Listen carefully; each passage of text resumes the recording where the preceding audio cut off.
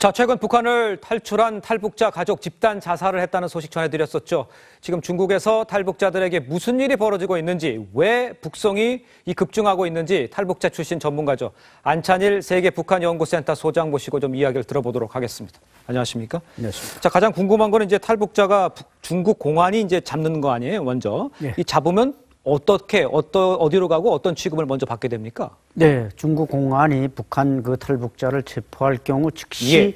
그 국경 집결소, 즉 예. 도문에 있는 국경 집결소에 갖다 놨다가 예. 거기서 바로 북한으로 넘겨버립니다. 예. 그러니까 체포되기만 하면은 그것을 탈출하기가 상당히 어렵습니다. 예. 저희 리포트에도 전해드렸습니다만 이 집단 자살을까지 했단 말이죠. 이 탈북자가. 네. 그렇다면 이들은 북한으로 북송이 되면 어떻게 되길래 이렇게 극단적인 선택을 한 겁니까? 네, 탈북자도 여러 가지 부류가 있지 않습니까? 예. 보통 노동자, 농민 출신인 경우는 뭐 북한에 끌어가도 그렇게 총살하거나 그렇지 않지만 예. 이번 경우는 이제 이 가정의 가장이 이제 노동당 간부 출신이라고 합니다. 네. 그렇다 보니까 그 5명의 가족들이 체포돼서 북한으로 북송될 경우 예. 총살될 우려가 있다 보니까 예. 차라리 죽는 게 낫겠다 이렇게 하하. 생각을 하고 예. 자결한 걸로 보입니다.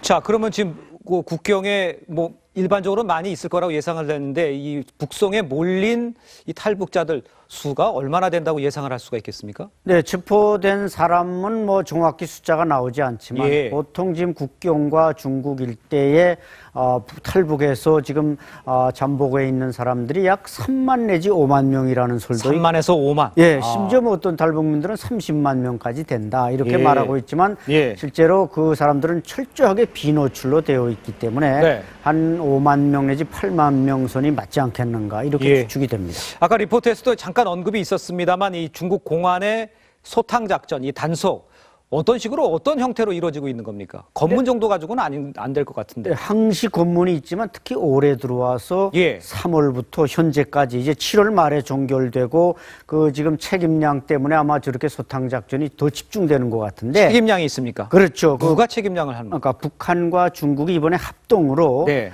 소탕 작전을 벌이는데 이것이 일종의 이제 사드에 대한 보복 차원이다. 이런 아하. 설이 이제 현지에서 나오고 있고 예. 그러다 보니까 중국 공산당과 북한 당국이 뭔가 협력이 있었다는 겁니다. 예. 그렇기 때문에 더욱 살벌해졌고 그러다 보니까 이렇게 집단 자살하는 현상까지 나오고 있는 겁니다.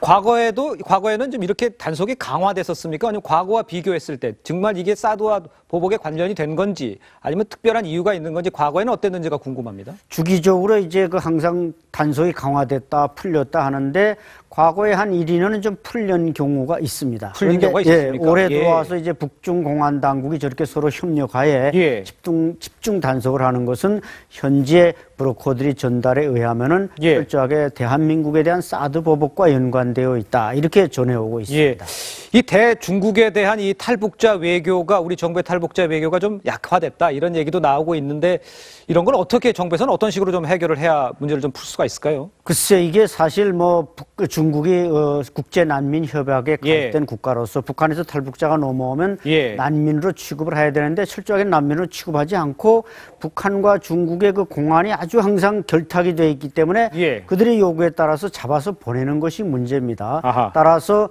탈북자들은 중국에 가면은 일단 거기 이제 남이 나라가 되지만 이 사람들이 진정한 조국은 대한민국입니다. 그렇죠. 그러나 우리 정부로서도 이 외교 정책 하나만 가지고 국제법상 문제 하나 가지고 이 탈북자 문제를 이렇게 해달라 저렇게 해달라 주문했을 때 과연 중국 당국이 이것을 어떻게 받아들이냐 이게 좌우되는 것이지 우리 정부의 어떤 레버리지가 이렇게 강하게 미치기는 어려운 것이 안타까운 일입니다. 그렇군요.